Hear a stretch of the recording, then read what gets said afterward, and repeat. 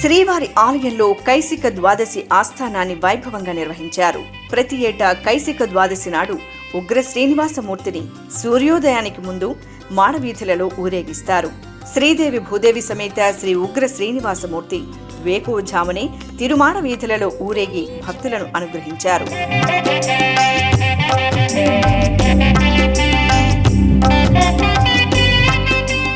శ్రీ వరాహస్వామి భూదేవికి కైసిక ద్వాదశి మహాత్మ్యాన్ని 82 శ్లోకాలతో వివరించినట్లు పురాణ కథనం. శ్రీ నంబుదువాన్ అనే భక్తుడు కైసిక రాగంలో అక్షరమాలను స్వామివారికి సమర్పించగా మోక్షాన్ని ప్రసాదించారు. నాటి నుండి ఉత్థాన ద్వాదశిని కైసిక ద్వాదశిగా పిలుస్తారు.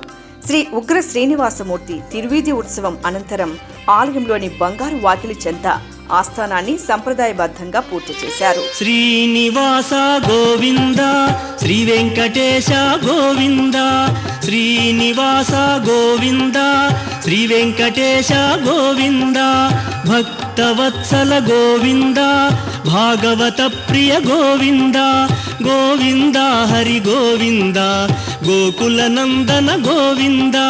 శ్రీనివాస గోవింద శ్రీ వెంకటేశ గోవింద, శ్రీనివాస గోవింద శ్రీ వెంకటేశ గోవింద.